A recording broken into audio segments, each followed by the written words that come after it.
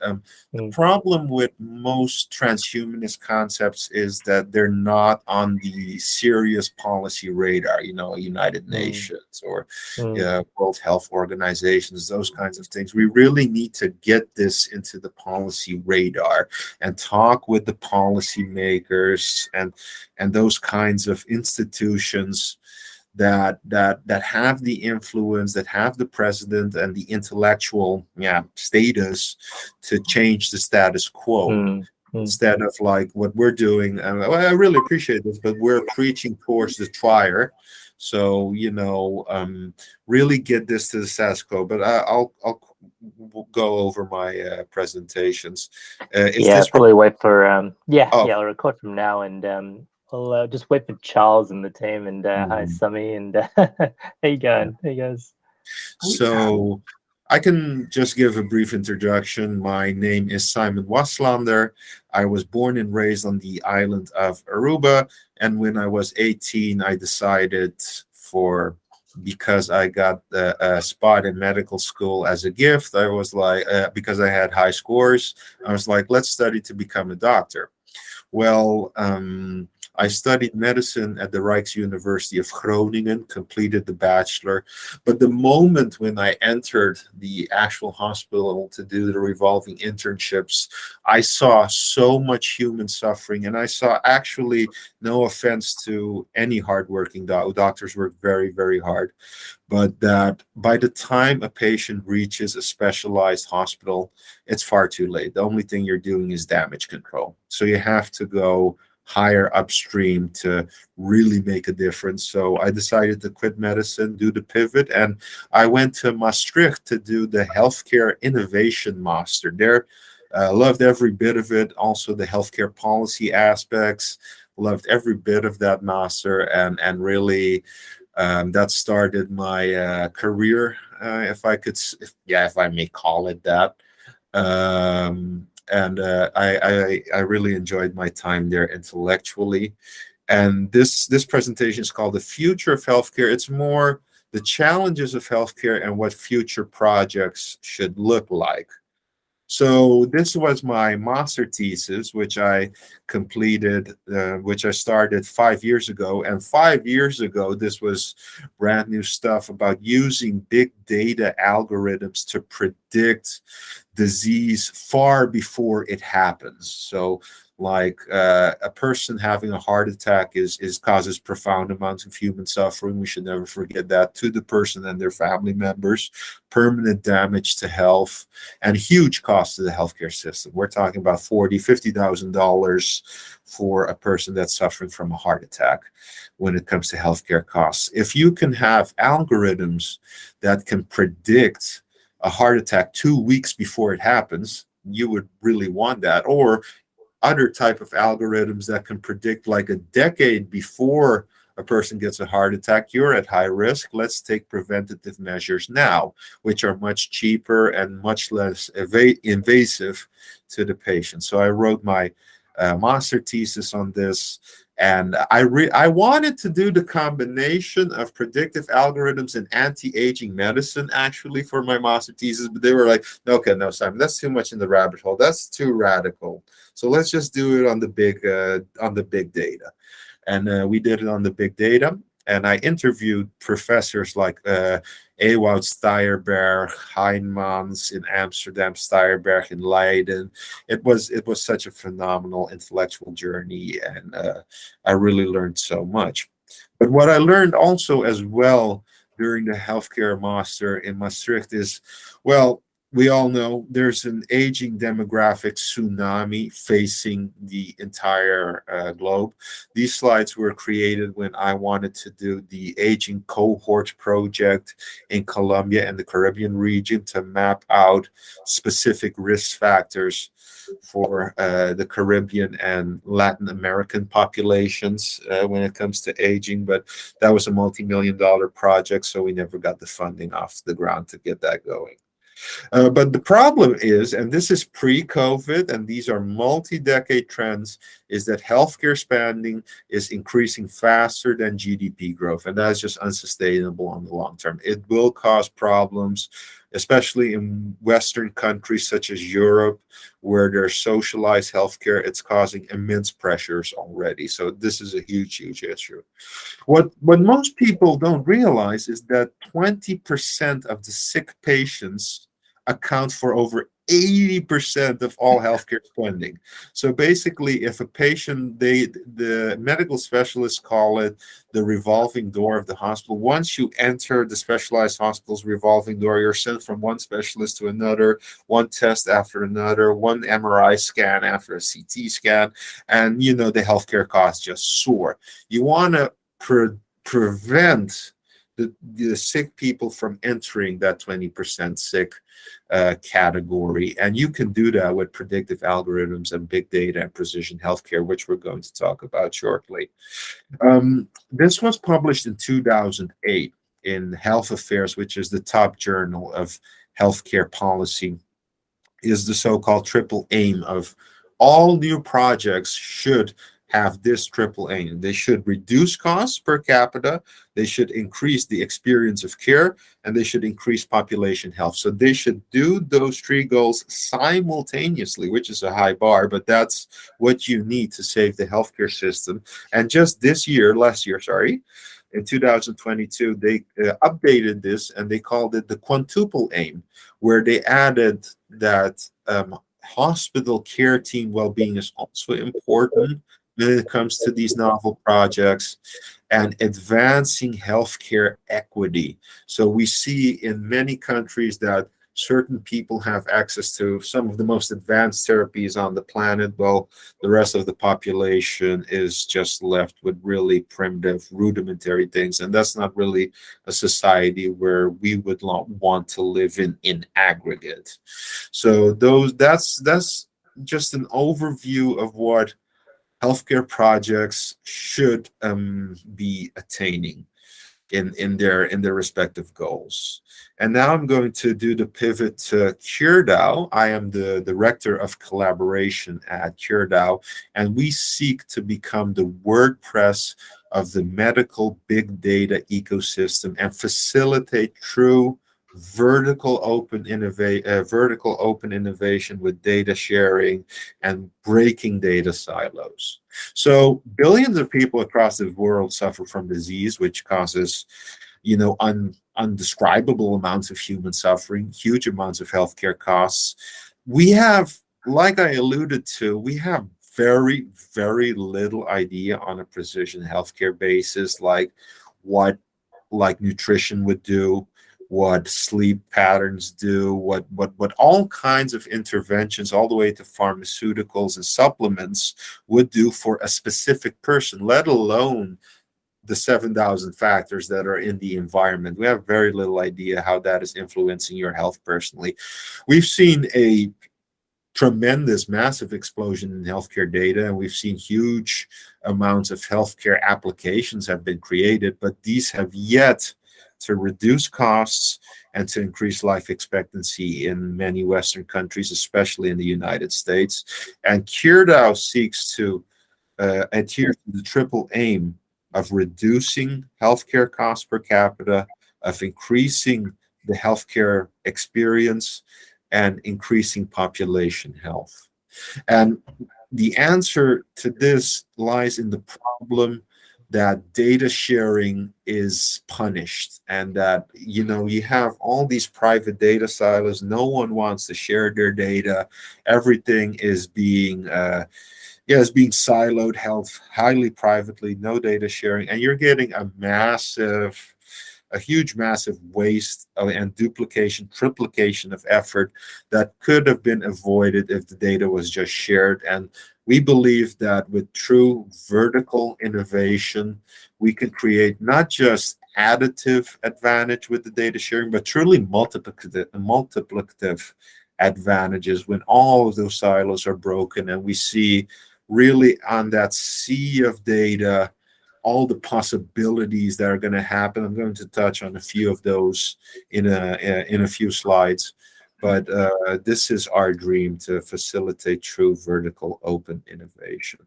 So why a DAO? So a DAO is based on the novel technology of blockchain, and at the center of every DAO is an innovative token system that gives the participants and the community, and in our case, the data holders, the data sharers, and our community participants and the developers and patients, tokens, which can allow them to vote for important decisions within the DAO. The DAO does not have a hierarchical structure.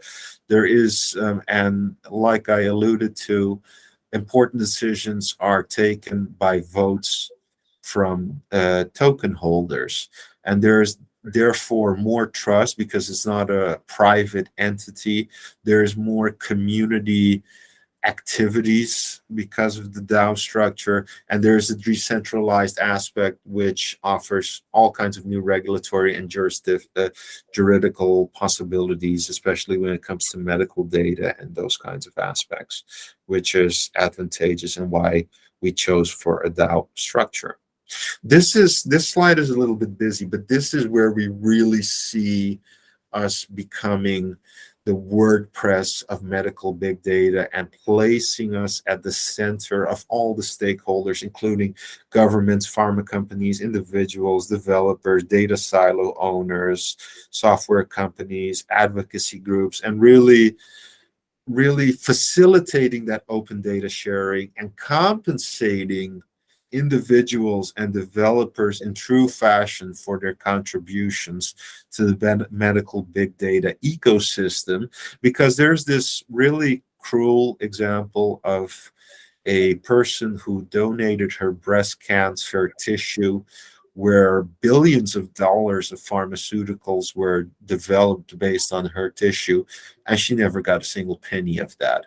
That is just unfair. And I mean, there are countless more examples of those kinds of instances, but we feel that, for example, if Simon notices that fish oil and olive oil is good for Alzheimer's, and he shares that he should be compensated and should receive royalties for the data and the observations which lead to maybe a new supplement or maybe even a pharmaceutical product being developed based on those insights. So we want to truly compensate the individuals and the patients for what they're doing for this big data ecosystem.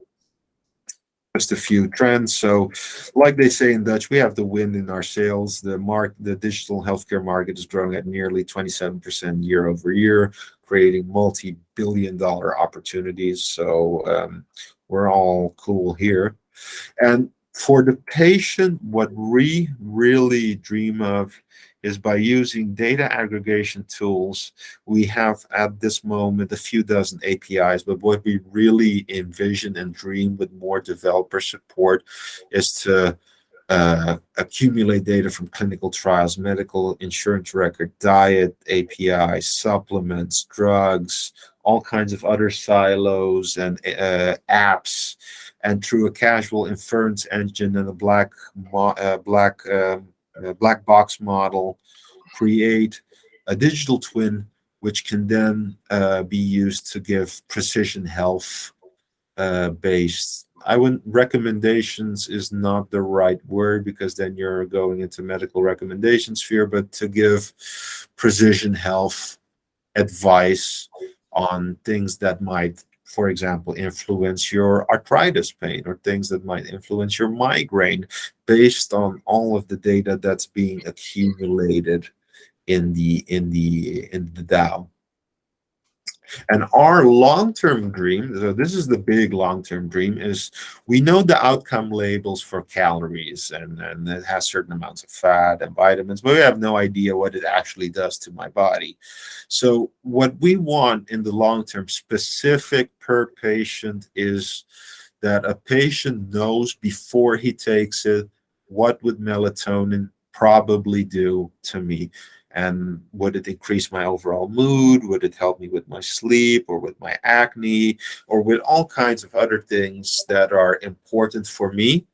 And can we imagine a medical age where we can precisely say beforehand, like I'm a blood pressure patient, that the doctor puts a certain medication in the digital twin and then runs simulations and sees like, well, okay, I think we should be giving you carvedilol at 6.5 milligrams. That will work just perfectly for you. Imagining that long-term goal and letting that really sink in. That's what we're dreaming of here. But this will take a while. This will take trillions of data points. We've been told that, but you got to start off somewhere.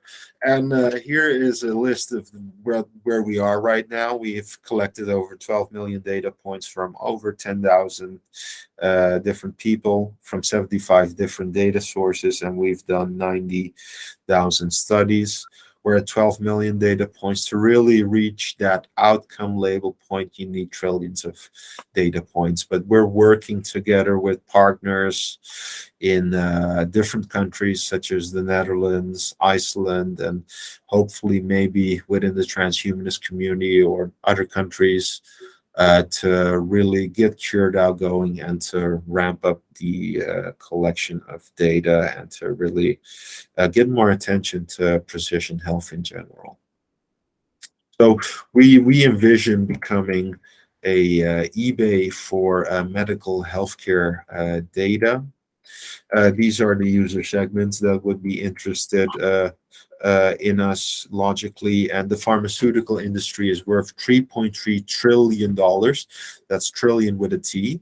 If we can add only a minute efficiency gain, like a tiny fraction, like a 0.1% efficiency gain for a sector of that size, it translates into billions of dollars in revenue. So large potential just due to the huge size of these markets. And this is just an example that already there are 4 private companies that generate $60 billion in revenue by trading anonymized healthcare records, which are not really the best data sources. They're only updated like once or three times, once every 3 months or once a month max. They're not as deep or those kinds of things, but they're already generating $60 billion in revenue. If we take the personal data market and put a small transaction fee for our data marketplace, you really see that the market potential is tremendous. So we're in the phase of the data aggregation. On the long term, we also want to become, we've called it plug-in marketplace, but it's really an innovation marketplace where I'm going to talk about that in the next slide. And we also, very important, want to give ongoing royalties to our contributor base, to the patients, to the people who share their data, to the people who are breaking silos and really contribute to the community in that regard. Let's see okay, so the plug-in data place. So these seas of big data are going to create such a massive impetus in innovation. We're going to see the creation of algorithms, new apps, new APIs, all kinds of novel things. And we want to become the marketplace for these novel innovations, from algorithms to all kinds of new things that we can't imagine right now. So I'm really curious to see where this will take us in this journey, and I'm just so happy to be part of it. We've had initial customer demand already for decentralized trials. We have profound interest from the Brightlands incubator ecosystem in the south of the Netherlands. We have good stuff going on in Iceland, and so we're gaining traction, and I hope to really collaborate with even more organizations in different countries and to really get a foothold in various continents and get the data revolution going. So this is just our budget for scaling, an overview of our contributors and community. You see my picture here, and I'm just so honored to be part of this. And I can't wait to see the future. This is more for investor slide deck that we find it besides just the short-term profit gains of investing in a pre-auction half-cent token that goes to market and actually has some utility, which can give really tremendous upside gains in price, we're looking to use the Ocean protocol, where we actually give the Cure token utility. The Cure token will be used when it comes to the trading of data, to the trading of the plugins, to the trading of the algorithms, just giving it real world utility, which will hopefully enhance its value even more in the long term and deter the spiky valuation that we see in many other concepts. And that was my presentation of CureDAO. Thank you so much, everyone, for giving me this opportunity. As the time is really short, we can take some questions before I go to the other slides. Yeah, let's thanks so much, Simon. I know, I appreciate it's really late as well for you at 2 a.m. and thanks for jumping on and giving that presentation. Just a quick intro for you to Dr. Charles as well. I think this might be the first call you guys are having. This is our scientific advisory board by Dr. Avinash Singh. We've got Art and Nolly. We've got Jonathan Woods, and I think we're also joined by Sash and Nemo. We've got Corky from our community. And Sami, I think, from Charles. Like a few introductions, maybe, before we get into the questions for CureDAO.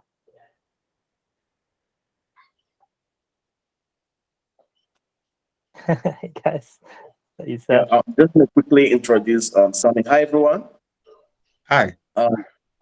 Sami leads the African Young Entrepreneurs Network, which is currently the biggest entrepreneur network on the continent, and he's building the e-village in Nigeria. I think after Simon's presentation, I would hear from him. Yeah, that's great. But I do have just... yeah, and yeah, we got joined by Sash and Nemo. We met in South Africa. Very good to see you guys from Joburg. Thanks so much for joining. Oh, yeah. And yeah, it's so good to see you guys. Hi, Sash. Looking forward to collaborating with the people in the local communities in Joburg and spreading Transhuman coin as well. And Simon, we're really keen. We know we're also working with Ethereum and IoTex. So the combination of data and data dexes as NFTs, is really sort of on brand as well for THC. And this will be a great opportunity for us to collaborate as well with CureDAO and where you're heading and delivering those health apps. But yeah, I'll leave it up to the floor as well for questions for those that have come up with some ideas during the presentation. I have one question, Simon. Although I missed your presentation in the beginning, a couple of minutes, but I catch the important part. And one of your part of presentation, talk about the labels, generating labels from how much calorie you burn, and what are corresponding labels, how much distress, stress, depression, what those things gonna cause. So I know this is a plan. I can understand this is early stage, but would you like to share a scenario where you generate such a label and how you are going to do that? I'm asking because, yeah. Okay, give me one. Wait, give me one moment, and I will citizens.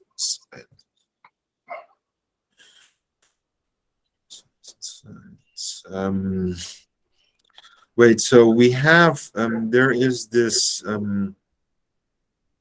we have this website called Citizen Science. I can't find it right now. Wait, let me look into my deck a little bit deeper.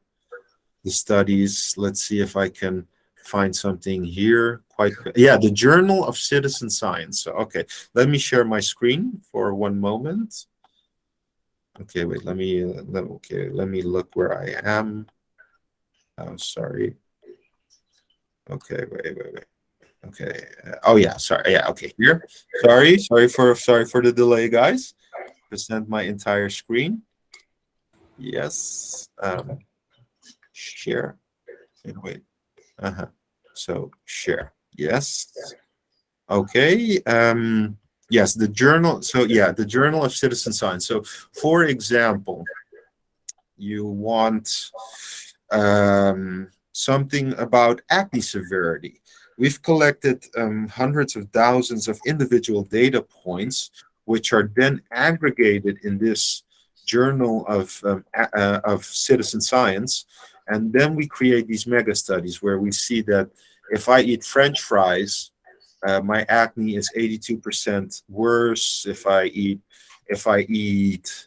buttered toffee peanuts, it's 34% better. And these are based on the aggregation of hundreds of people aggregating their data. And this is all accumulated into one big mega study. And eventually with enough statistical power, and it's going to take a long while, is that we can create these type of journals for nearly all kinds of ailments, all kinds of things that are of interest to health, like let's say stress, let's say what the mega study said. You guys can see my screen, right? Can you see my screen? Yes. Yeah. Yes. Yes. So here's for example a mega study on stress that like bipolar disorder doesn't help. Spending on selenium, green tea helps stress, tiredness and fatigue, multivitamins. Okay, laxatives is a bad idea, but so this gives an overview of the mega study we have up till now on factors that influence stress. And as you can imagine, with this database growing, with more and more participants entering this database, we can really create a database where we can know, like, you can know in general what would help against you, and then a step further would be the digital twin concept, where you have your digital twin. So then Mike has to do a presentation about that, but he has his entire NFT wallet type thing, where he stored everything health-wise about him in a digital twin, and then to use that eventually with the precision health to create these outcome labels specifically per person. Great. Okay. Thank you. Simon, I have a question, actually a series sure. of questions, but first let me just give you a little bit of context. Firstly, I have to say this is a brilliant idea, and I personally feel that the data, the aggregation of it, and the propagation of this kind of information would definitely advance science, the development, cures, so all of the good things that you've spoken about it. And I just want to take a opposing view here for a second and say, listen, these are some of the potential friction points you might encounter in trying to get this adopted globally and to get more traction with it. So firstly, from a regulatory perspective, in most countries, personal health information is protected. Okay, and they're very, very strict around this for a number of reasons. You've got GDPR, POPI, and other governance in place, because as easily as the information, when aggregated, can be used for solving problems, in the wrong hands and in the wrong context, right? It can be used and exploited. You already see the commercial exploitation of this kind of data in the health insurance industries, okay, where pricing is based on certain conditions that people may have. The same happens for life insurance and other stuff. One of the largest providers in the world, Discovery Vitality, which started off in South Africa, they created a way and a program that basically allowed them to get information through the healthcare industry. And they started to adjust their pricing models and things based on that. So the commercial application of that can lead to monopolies within the certain industries and not necessarily benefit or be applied into the science and the cure side, right? Well, but that's why we're looking at the DAO structure, where the vast majority of tokens will be for the patients and the data providers, which will be approximately both groups will have patient participants will have 36% of the DAO, and the other data providers 30%. So so the power is spread quite evenly in that regard. Regarding GDPR, it costs $13 million indeed, and $2 million per year. $13 million upfront cost, and then $2 million per year. But if you're doing it on a large scale, you can spread out those costs with all the players that are in the ecosystem. Simon, just to expand a little bit on what you spoke about the DAO, and maybe I didn't understand the concept very clearly. How do you democratize that decision making in terms of who gets access? How does it work? And again, there's the burden when you over-regulate, and as much as I understand that regulation is important, right, it can be a stumbling block and a hindrance to development. And on the opposite side of the coin, just by democratizing it and leaving it up to a couple of individuals to choose and decide, you then have selection bias. And maybe somewhere in the center is a sweet spot or a middle. So I don't quite understand how the DAO concept decides in terms of who has access, how it gets used, and so forth. Well, how we do it, for example, and there's going to be a transhumanist salon on that this Sunday, is with Sway, where you have this platform where people can discuss openly and present advantages, disadvantages, and have an open voting realm as well, and with all of those kinds of tools to facilitate decentralized decision making. So that's how we do it up till now. Yeah, just to comment, I think what Nimo was asking was the GDPR, which is an EU regulatory law. And we also know it's a problem.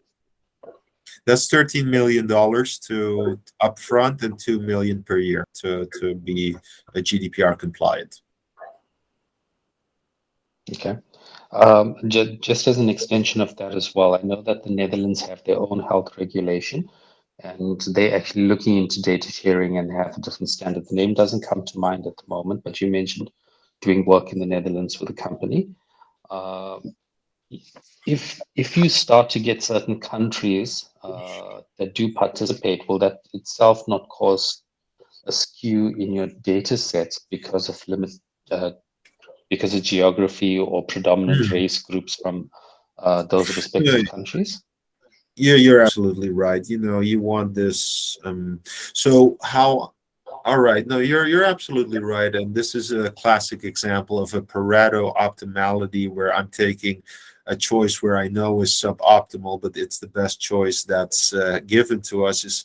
I'm just going to be honest. I have very good human level connections with the innovation hubs like in Brightlands and those kinds of places, which gives us the connections to contact the hospital networks and all of those kinds of facilities. You're absolutely right. I mean, we have people who work who are close with CureDAO in India. We would love to with Afro Longevity, although they've been a little bit irresponsive, but with Afro Longevity, for example, and all kinds of. As director of collaboration, I would obviously want to see this all across the globe in a controlled fashion. Not that I will be, hearing voices after not sleeping for 5 days. And but jokes aside, no, you're absolutely right. We don't want this to be another perfect Caucasian male study with the perfect patient, and so we really want this to democratize health and precision health for people all across the globe. But you have to start somewhere, and as I have been educated in the Netherlands, I have those connections in the Netherlands. Simon, just a last question there then, right? Sorry, and I did ask or position some of the friction points. Do you have any plans in place how you might overcome that? Because the regulatory burdens and hurdles, might might be a major stumbling block to get the data you need and to make this to get the critical mass. That's where I think a partner with, if I mention the name, like a big four consultancy firm who has deep knowledge about like which regulatory environments would be best to to basically put yourself in that country, in that regulatory environment. That's really highly specialized advice where we're looking into options, but I am not a regulatory specialist. I do not pretend to be one, and we're just waiting on the advice from experts in that regard. Thank you. Thank you so much for your questions. Very fascinating. We're getting some neurogenesis here. Go ahead, Sash. Perfect. Simon, thank you so much for this conversation. It's really fascinating. And particularly for me, where I see the impact is with patients who have, there's just those conditions that have almost like a set of some symptoms that are undefinable. So there's some that are easy to address, like, okay, I've eaten way too many McDonald's, so I have like this set of symptoms. But then there's some that are almost, a lot of them stress related or whatever the case may be. They show up in certain areas or they aggravate certain things where the symptoms are unevenly distributed based on a major number of factors. And I'm wondering if one of the interesting ways to collect data, because that's a community of people who are challenged by the healthcare system, because those are obviously not conditions that are well treated. They don't have a linear path to health, etc. And there's probably communities, I know of two that I think would be interesting. There's probably communities that would be, just willing to give their data across because they're looking for some sort of relief.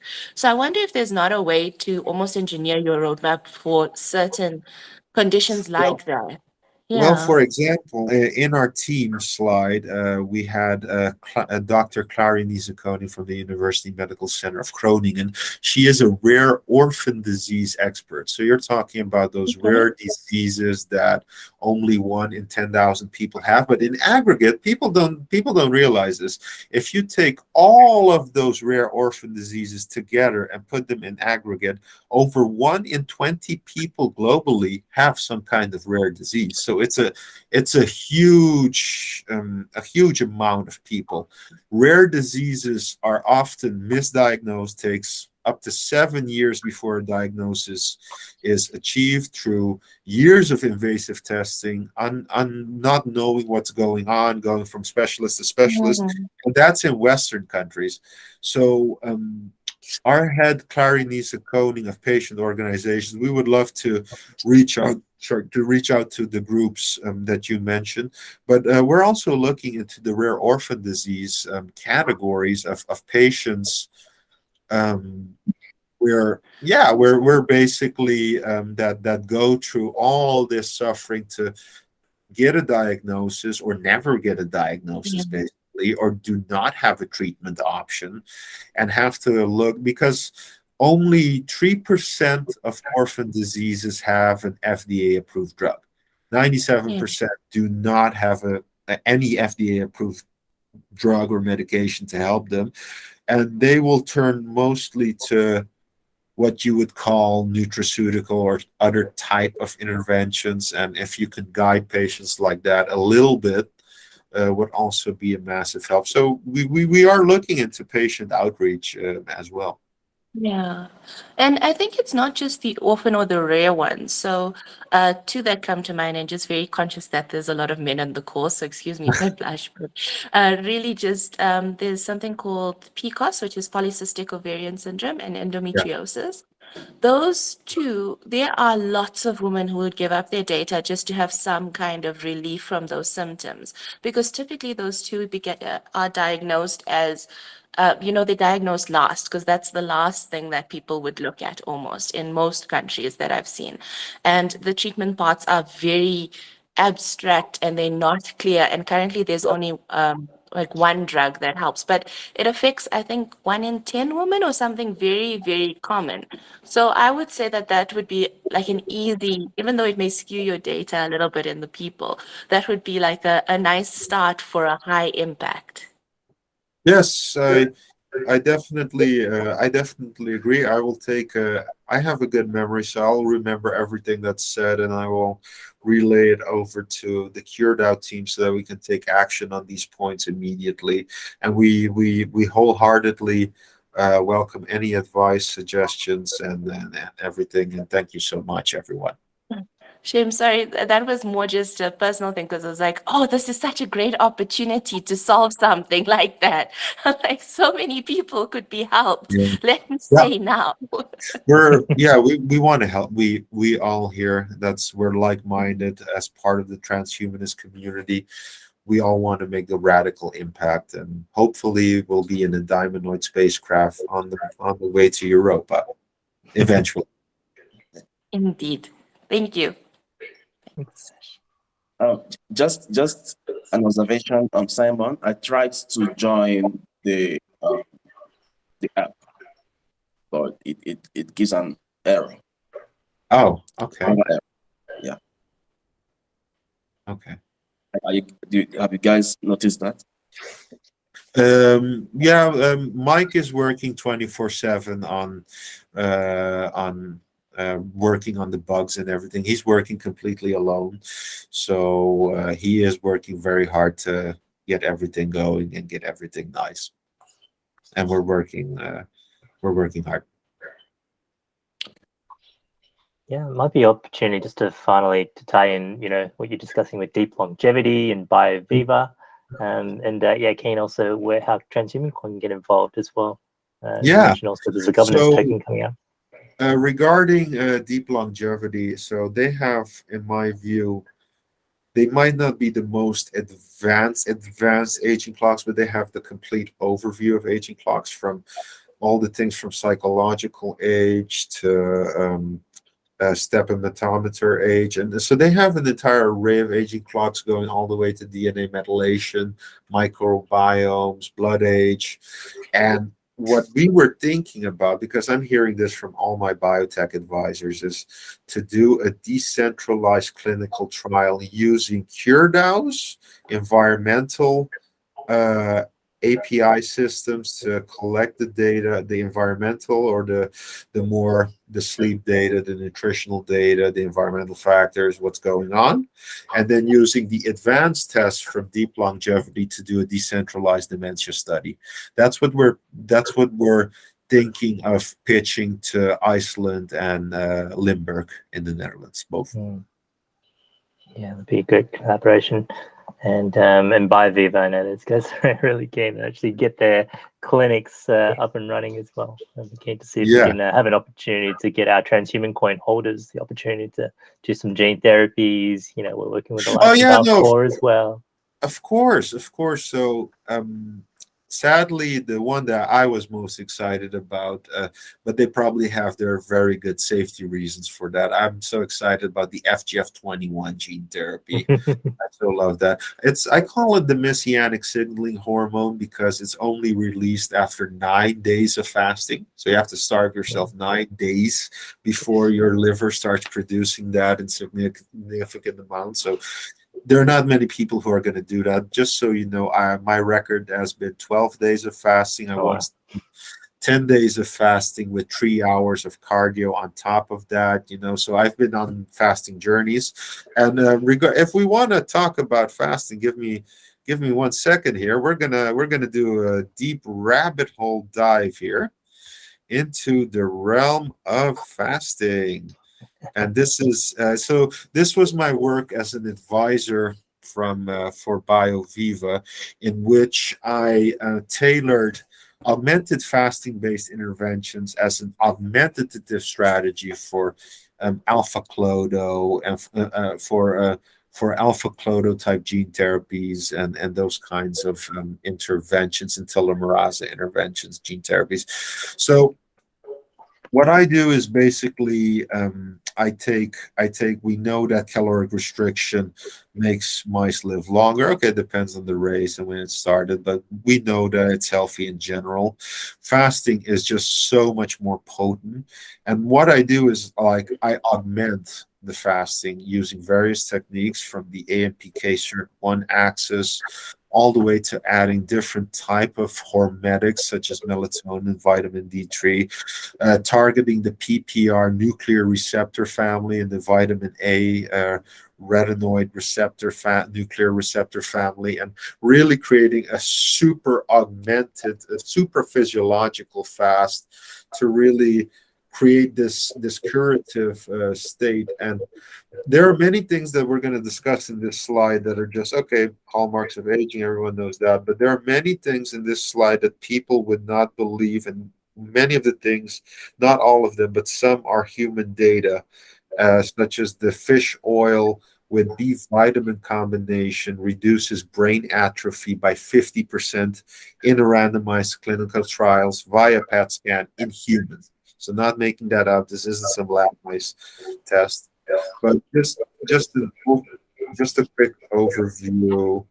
So caloric restriction, polyphenols are known from various observation studies that if you drink a lot of tea, eat a lot of vegetables, if you have your polyphenol consumption, that it helps against Alzheimer's. We see that olive oil also helps massively against Alzheimer's by targeting the PPR nuclear receptor family. You have the AMPK SIRT1 axis. That was what Sinclair was targeting, the sirtuins. It's actually part of a bigger family, the AMPK SIRT1 axis, which is a feed-forward loop. And you have metformin, which we know is an AMPK activator. It also reduces NK saturation values. You have alpha lipoic acid, which activates AMPK via the calcium route. And then you have leucine, which is so interesting. So leucine, when combined with a mixed meal, makes a meal more anabolic and much more insulin-genic.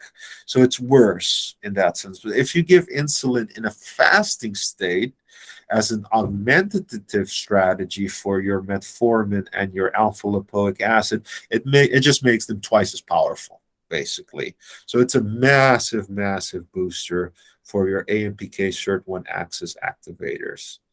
Melatonin in Alzheimer's disease has been tested in various animal models, and there's various reasons to believe why it would work.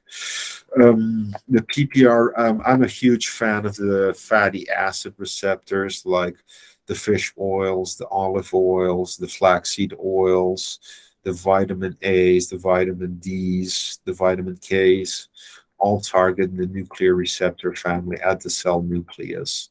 So you have oleic acid targeting the PPR family. And omega-3 with B vitamins is a very, very powerful combination which reduces homocysteine levels. Homocysteine is generally bad when it becomes too high. And these are the human data. So here on the right, we see the PET scans where you see a 50% reduction in brain atrophy rates in that cohort just by taking fish oil and B vitamin supplements. That's just huge. You see improved memory scores as well in that cohort. So that's just huge. And there are other things like the microbiome, adding fiber and polyphenols and those kinds of things. So most neurotransmitters are made in the gut, so people forget that gut health is very important for mental health and for the inflammatory processes, that if the gut is inflamed, you also get brain inflammation as well to a certain extent.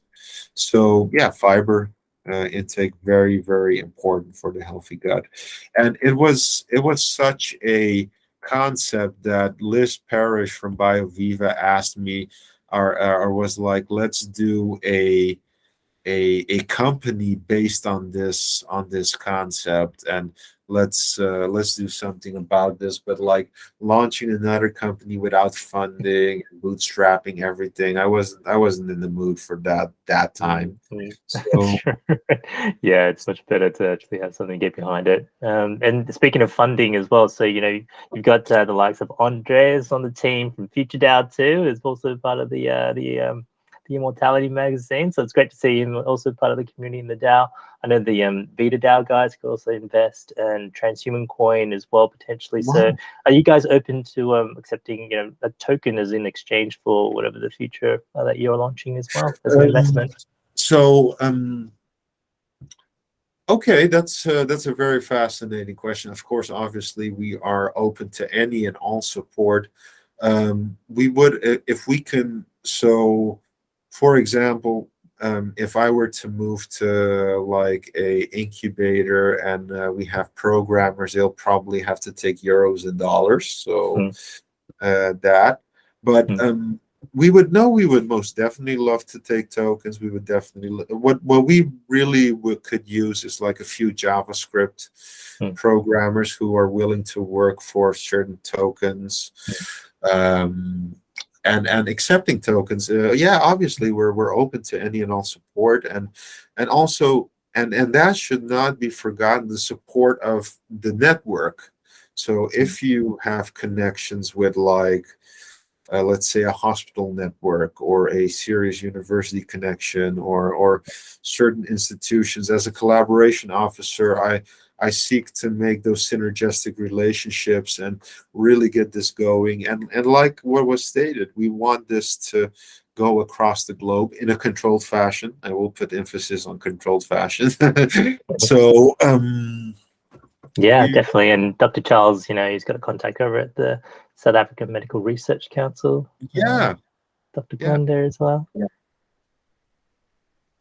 Yeah, so that's something we were working with on Ithium as well, but we'd be keen to see if we can continue to pursue that opportunity with you guys too. yeah, no, we would wholeheartedly accept it, and we'll make sure that everything is working quite perfectly in spick spam. So sometimes you get these moments, but no, it's actually the demonstration. We held a demonstration just today for the Limburg Development Bank, and we got some really good vibes going on there as well. So what also would be very interesting is to maybe have DAOs in different regions and connecting us with the development banks to stimulate like let's say CureDAO South Africa, and then stimulated with a little bit of development bank investing, and then going across the different countries and collecting all this data, and hopefully eventually creating that digital twin that we would like to see, and then maybe in the future, do a partner up with In Silico Medicine with their AI-based molecule discoverer, and now with Panda Omics and Chemistry 42. Yeah. So doing something there, and but like the huge opportunity I see with CureDAO is what I would call expert patient discoveries. Like, for example, I'm just, this is just an example, a bipolar patient would know, like, if I use like blue light glasses, if I jog in the morning, all kinds of those type of interventions from expert patients can be used, can be quite useful. And just yesterday, there was a paper on Medical Express that said that if you give chemotherapy in the afternoon, patients survive much longer and have much less side effects just by giving them the same therapy, but in the afternoon. So, I mean, those are all things that all kinds of discoveries that are going to be made, and that can potentially help save lives, reduce suffering, reduce costs, and where the discoverer, where the person who's sharing that data should, if it leads to like an official therapy or some kind of discovery, that he should receive a royalty for that. That's what we definitely. Yeah, anything to help make our transhuman coin community essentially and transhumanist community healthier and better, and also having access to technologies like this. I think we're all huge. Yes, and especially like the CureDAO, Deep Longevity, and BioViva.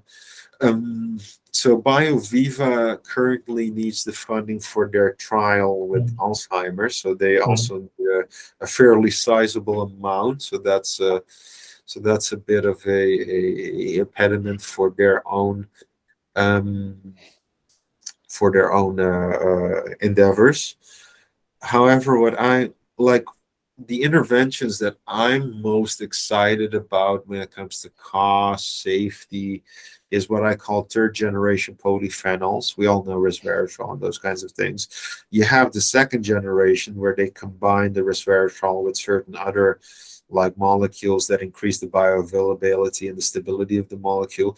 But now you have like, I read papers about like terastilbene derivatives where they actually played with the terastilbene molecule, and it's like 24/7 terastilbene. So those would be like most fascinating. I find that really exciting from the cost and safety perspective as well. You know. Simon, just as a summation of this, because you spoke about quite a bit on the technology, including the medical side of it. What's your ideal roadmap for this? So taking out the impediments and some of the restrictions that you might have at the moment, right?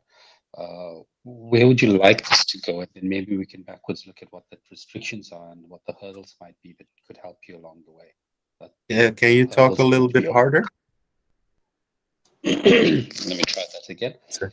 What's your ideal roadmap to get this going or to get more traction? So what do you need? Okay.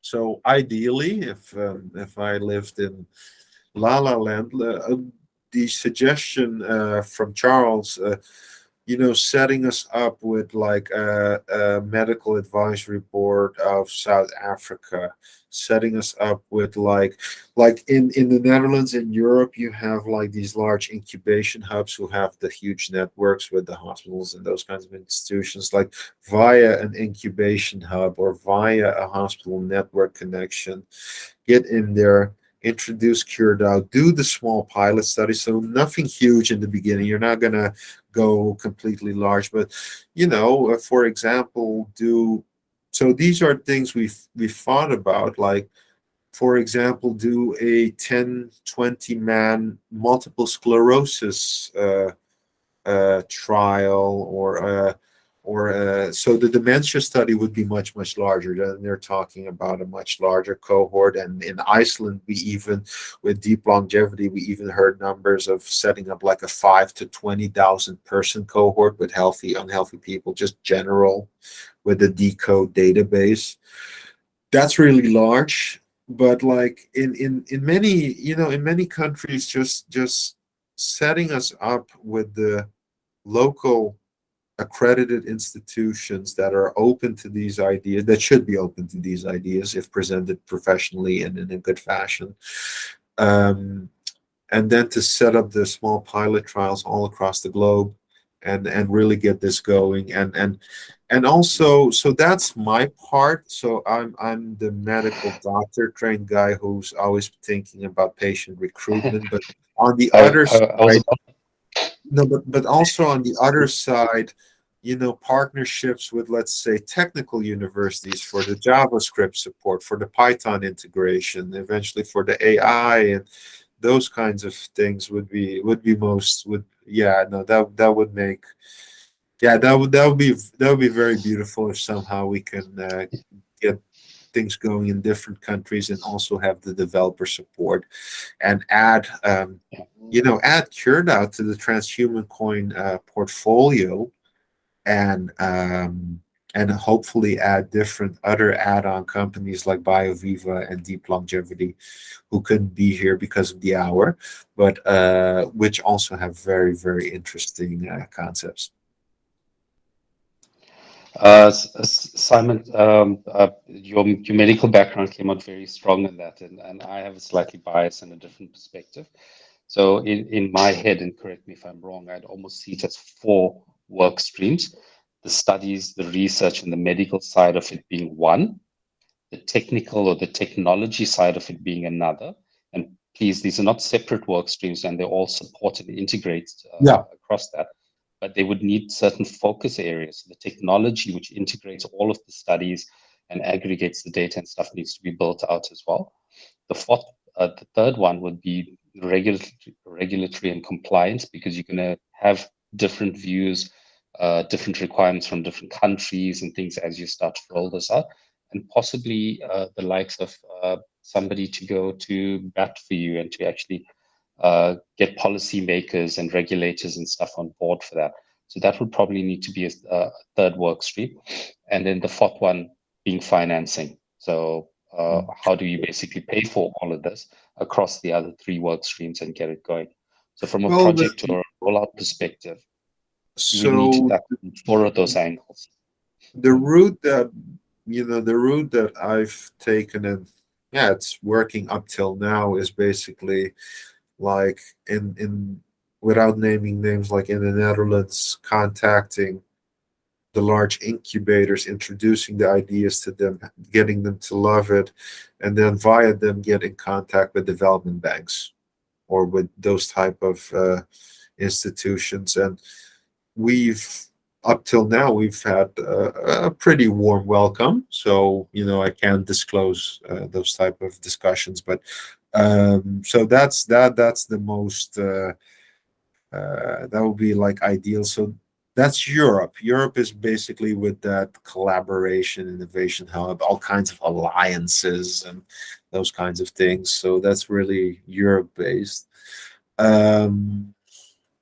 But yes, I promised my fellow researchers, I only have 2 minutes, but I really want to present like a small thingy about, it's a bit biological. It's about mitochondrial DNA metallation and how that is a novel biomarker for aging. Oh yeah, so you guys are going to get the sneak peek in some really hardcore research. And I'm lucky that she even put my name on the presentation. So I'm like, okay, that's nice. I'm happy. Thank you so much, Dr. Nisa Coding, Clary Nisa Coding, the biochemical geneticist specialist of rare diseases.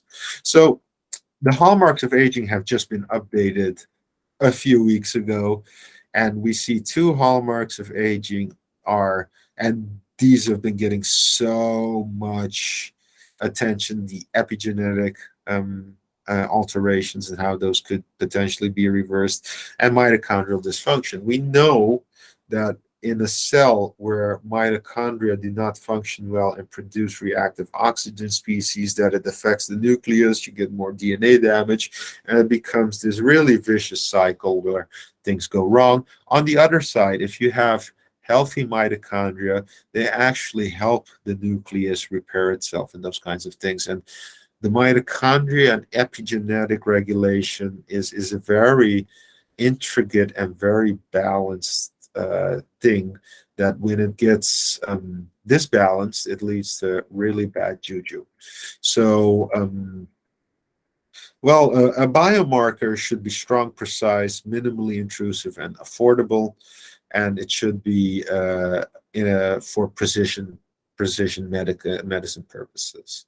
So no, this is nothing new. We know that aging sucks and it causes all the diseases you read here and then some more, and basically not fun.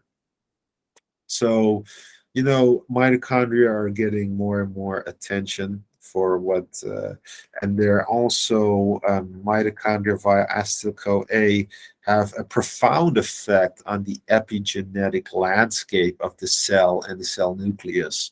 So they do have a big influence.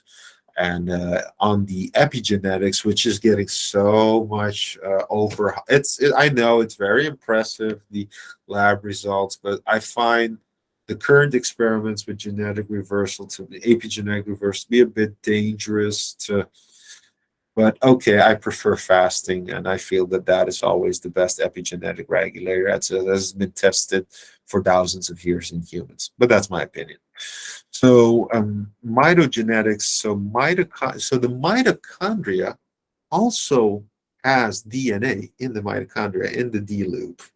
And if that is metallated, you have low gene expression. And if it's unmetallated, the gene expression in the mitochondria are just perfect. So you have genes like PGC1 alpha, all of those mitochondrial biogenesis genes that are being produced, like when you work out or go on the bike and those kinds of things.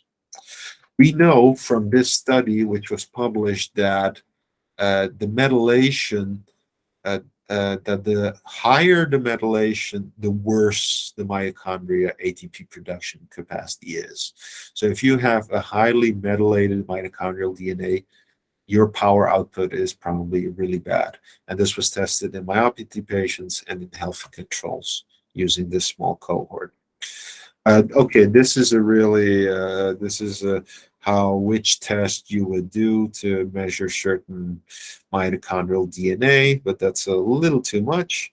So what Dr. Nisa Koning would love to continue her research is this new LCMS machine, which can measure mitochondrial DNA methylation in a very profoundly precise measure. And mitochondrial DNA methylation is an important marker in longevity as a biomarker. There's a sensitive method, which is the LCMS.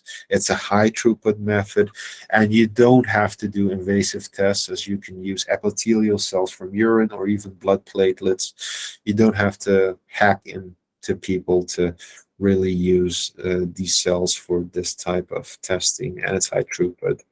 And the request is for a investment of 300,000 euros so that her lab can buy the LCMS machine so that she can continue her pioneering work in mitochondria. And those are all my presentations.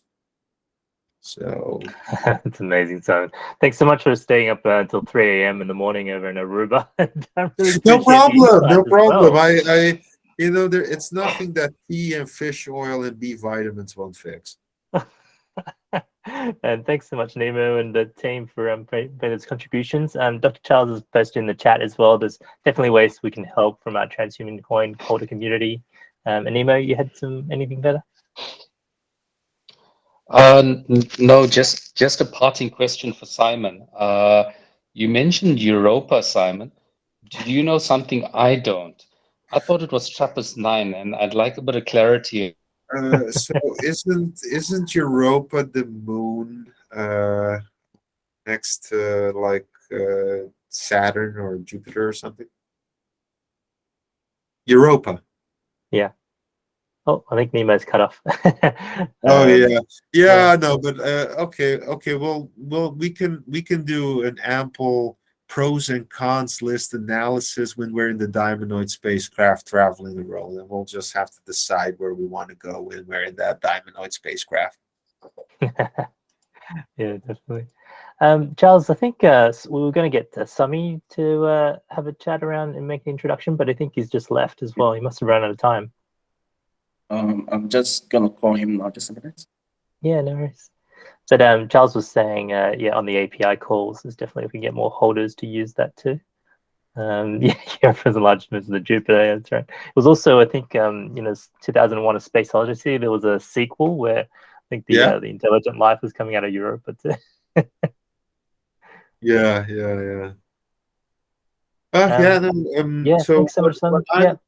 On a transhumanist, what I really want on the policy radar is nanotechnology. So I read Eric Drexler's book Radical Abundance, and I feel that nanotechnology is just, it's not happening, and we should be looking into that, and that will reverse the entire basis of human society has always been quote unquote scarcity or perceived scarcity. And to remove that basis completely by having radical abundance, like, solar cells at the price of paper, 1 billion core computing processors for the price of $1. The thing is, I could never find a contact information for, because I was asked by the U.S. Transhumanist Salon to invite Eric Drexler. I don't want to call him at Harvard and, really call him, but he doesn't have an email or LinkedIn or anything like that. So, I just want to reach out to him, do a salon. I want to interview him. I just want to pick his brain and let's get the nanotechnology revolution going. He's quite active on Twitter, so we could just do a Twitter Spaces or something. Yeah. And also, you were pointing out earlier the the epigenetic information as an addition to the hallmarks of aging. So we've got our transhumanism videos channel that's posted up. Dr. Sinclair here as well. I know that you guys can probably. I'm not sure if you guys can hear it, the audio. It doesn't come through, but basically, it's a good summary of the Cell Nature paper that's just come out. So it's a great breakthrough, and I can't wait for the human trials to get ahead as well. Add to the additional tools we have. Yes, with the additional tools, and just not forgetting the more ancient tools like fasting, and just augmenting it is the safest epigenetic modulator that you might have. Beta hydroxybutyrate is a histone deacetylase inhibitor at physiological concentrations. So we got some nice epigenetic effects going. So I'm actually writing an invited review article for Journal of Molecular Sciences on the ketogenic diet for incurable neurometabolic diseases. So that's pretty fun. That's awesome. And you're welcome back each month as well, Simon. We'll try to make the times a little bit more friendly here as well. Oh no, no problem. Various other ones. So no, I was presenting, so I was just listening to music and drinking tea, so I'm all good. But I would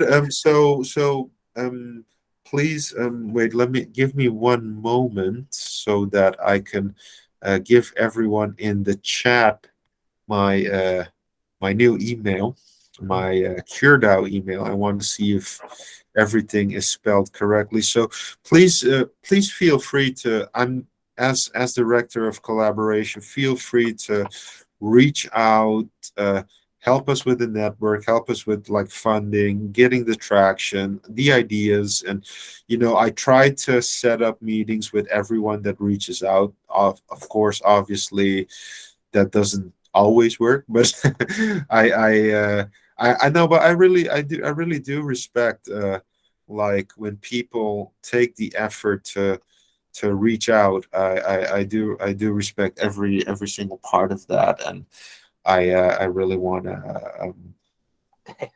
So I'll let you get some rest as well. Post your contacts in the SAB Telegram chat. I'm sure Nemo and Sasha. I'm not sure if you guys have joined that yet as well. I'll send through the links too after this chat. Okay. Well, thank you so much, guys. Thank you so much. Thanks so much, Simon. We appreciate it, man. Yeah, look forward to the next steps. Great. And Charles, did you get your friend Sami to come back as well? Unfortunately, he's not able to join again. He's got under appointment. Yeah, that's okay. What was the purpose of his attendance as well? Did you want to give a bit of a background as well on Sami and what was the opportunity there? Well, he's building the e-village, which is like an entrepreneurship village in Africa.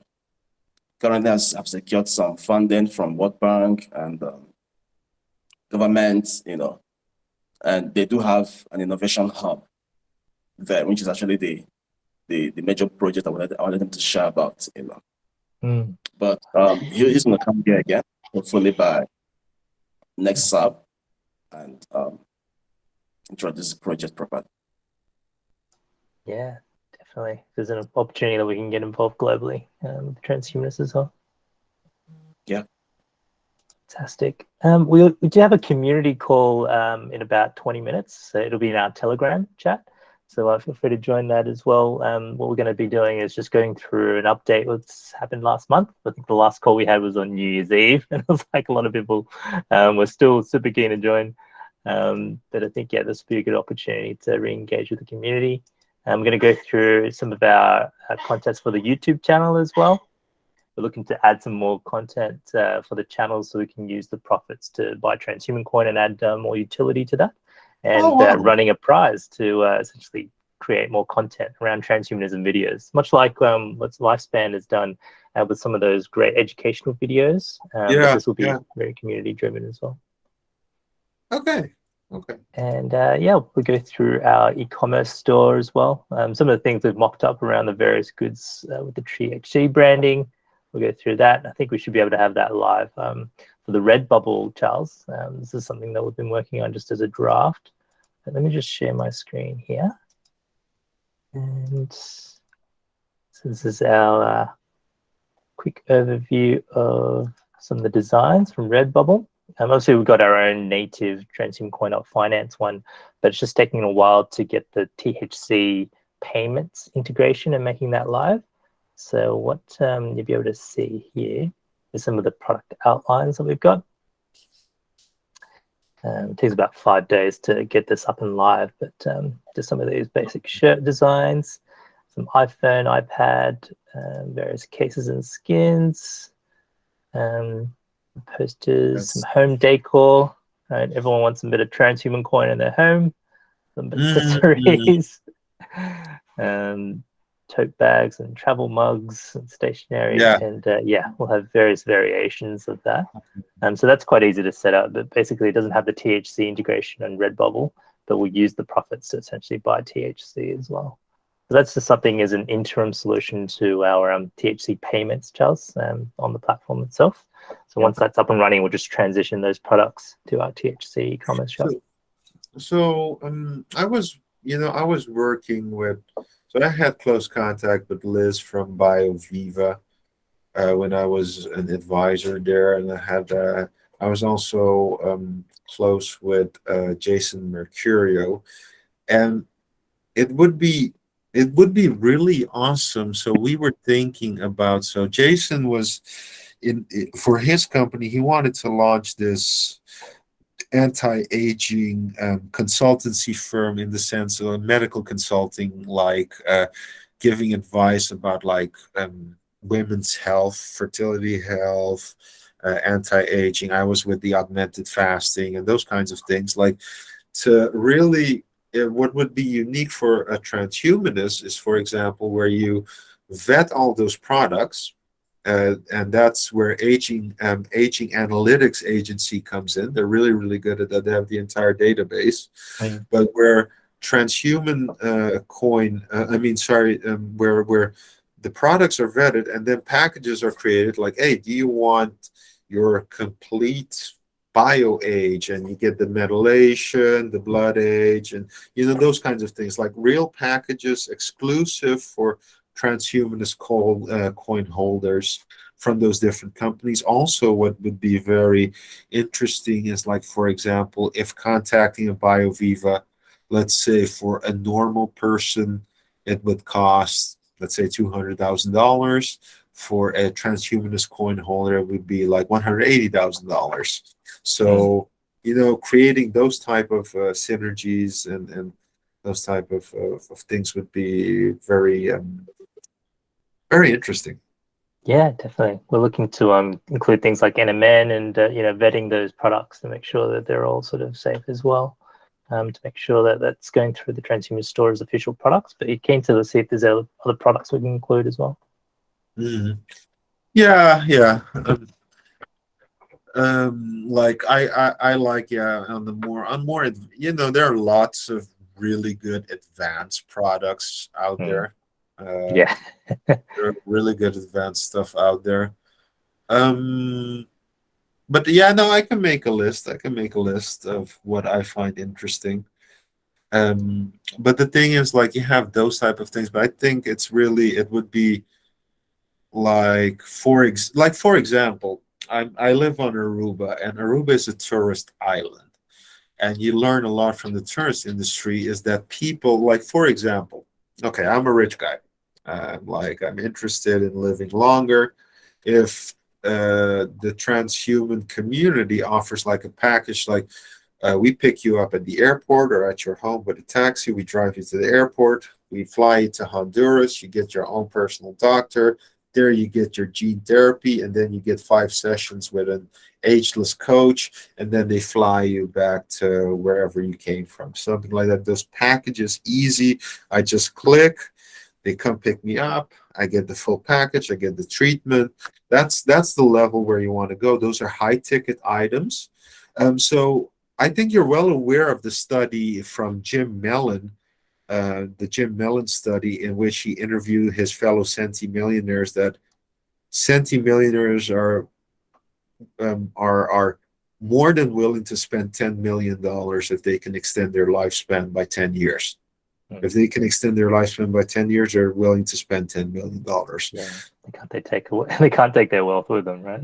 Yeah, no, percent, no. But my point being, that's the huge market right there to really. And there are places like where they're experimenting with exosomes in Honduras and Panama, and all kinds of. So I would really want to think about those things for the Transhumanist Club to see like where the interesting things are going, and then I would say create packages and make it like a resort type, not a resort type thing, but like an easy to do thing where everything is arranged. That's why people pay so much money to come to Aruba. It's like I just land on the airport and everything is done for me. I don't have to think one bit.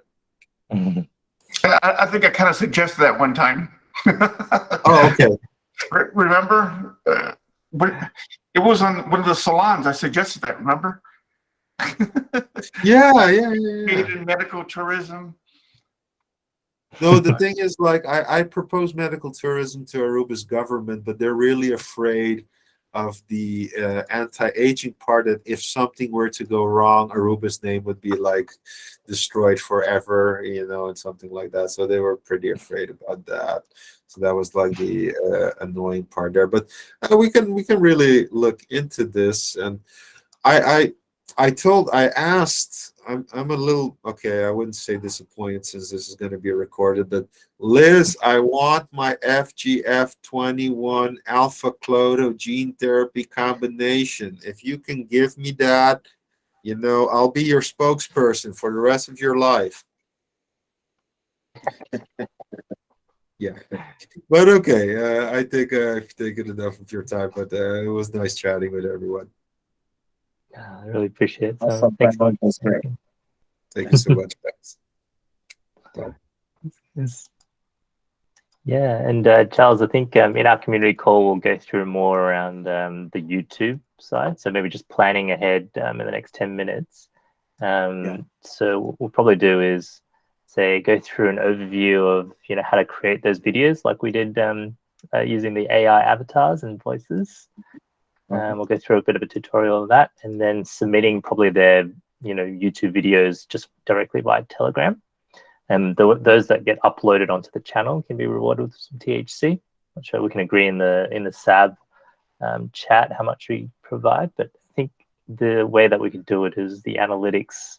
You can see, I think we're trending towards monetization probably by the end of next month, and the profits we can reinvest into THC to pay that out as well.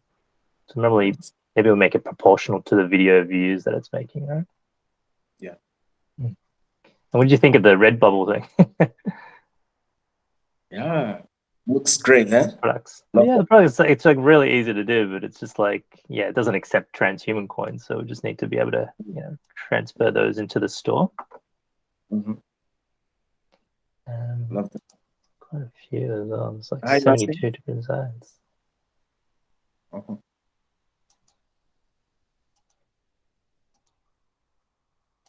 Sorry, what was that? Yeah. Nassi? Hey, Nassi. Hey guys, how are you? Yeah, okay. Thanks, Jay.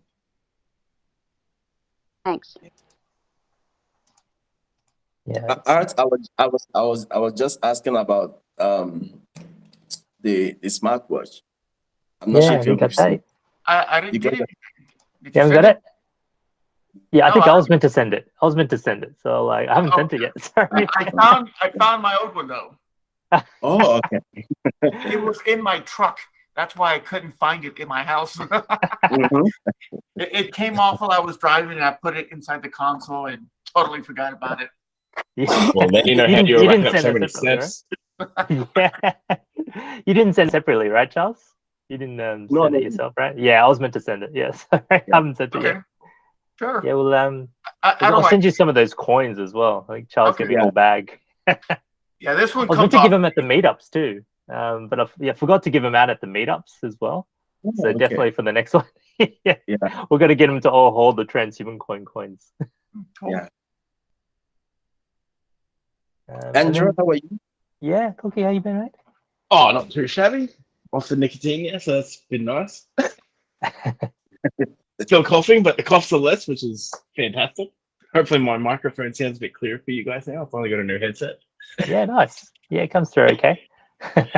So Aruba's off the list for longevity places. I guess the next one on the list is Jamaica. See if anyone gets the reference. All right. Jamaica. Do I want to take for it? THC? For THC or no? It was a Beach Boys reference. Ah, right. That's too old school, man. Jeez, that's bad. I'm not even that old. That's old school. Oh, dude. Oh. I'll post the recording from earlier as well, probably up to the point where Simon finished his presentation, and I'll pop it on the channel too. And we've got hey, we got Michael as well. Thanks for joining, Michael. Michael's been dabbling on the AIs as well, on the avatars. Yeah, I'm here. I'm just doing housework while I'm listening. Yeah. How's your project going, mate? It's going good. I'm networking with Kiwi Innovation here in New Zealand. They're putting me on a commercialization management course where they continue to teach people to turn science subjects into real world projects. So in New Zealand, we have Callaghan Innovation as well. And they're also teaching me about how to apply for R&D. These things are like, I know nothing. Everybody has their first day, but these people are teaching me these things. So I'm going to also learn about R&D. But my project, Reach, by the way, I've talked to Callaghan Innovation, and they want to see it used for building codes. They would love to see Reach used as whenever people do a building inspection, they'd have to record that they did it on the blockchain. So yeah, I'm still learning about all of this stuff, but it helps to have osmosis to listen to you experts, because I'm not an expert. I'm a baby, but yeah, we're all learning. But I'm absorbing it all, and yeah, I strongly believe this was the project, by the way. People like me who aren't very academic, don't do very well at, in the classroom environment, but are absolute sponges when it comes to learning online, podcasts, YouTube videos, webinars. People like us could 100% learn through Google eventually, without ever having to step one foot inside a university, and that our knowledge will be recognized at the same level as someone who went to like MIT or Harvard, and those learnings will be recorded on the blockchain and be recognized at the same level. And the presentation that I did a couple months back now was that as time goes by, we'll also have headsets, and you'll literally learn to be a doctor and do surgeries. And you will never have to go to a uni. Yeah, some of the VR experience is really great. Yeah, the enterprise training stuff is really awesome. You're going to demo us the dialogue flow for the avatar next time if you guys get a chance. That'd be awesome. That's the next thing I want to show you is Soul Machine's AI that they have, where you can put the dialogue in. You get something written in ChatGPT. I'll put it in the AI that I've made through Soul Machine's platform, DNA Studio, and I can just load that corpus into Dialogflow, and then a simple download of a JSON key, plug it into Soul Machine's Azure, and their AI will talk to you. A live link. And I also monetized, if you guys want to Google Soul Machines, for those who don't know who they are, yeah, Soul Machines. They're leading the charge with autonomous AI. So that's AI you talk to and none of it's pre-recorded. It responds in real time. They're partners with Microsoft and they're incorporating ChatGPT. So ChatGPT will work as a base layer and then you will add your specialized knowledge on top. And one of the things that you will do is you add personality. So these digital people will have a personality. And I think THC could use this as well. And what I've done is I've given my digital person a crypto wallet. I've given her a new technology called a YAT, which is just a redirect, meaning that through an emoji string, people click the link like a link tree, and it takes you to the live link of the DP, Lily. And because she has her own crypto wallet, people can donate to her. So this could be THC. They could donate to Lily's wallet, and the digital person can then airdrop you an NFT, like a receipt or a token. And that will come from the digital person. So you will engage with one of these autonomous agents. It's exciting. And I just thought that, transhumanism coin could use this. Yeah, definitely. Yeah. We're going to do the community call now. And so jump on the Telegram. And I'll Okay. go through some of the AI tools as well, like DID.com and also ChatGPT. And I can't wait for the API for ChatGPT to come out as well, so we can actually integrate this all-in-one solution and develop it for Transhuman Coin. So, anything else, guys, before we stop the recording and jump on the Telegram? Great. See you soon. See you guys. Thanks so much. Bye. Link for the Telegram videos in the chat too. Yeah. If anyone doesn't have it. Cool. Thanks, guys.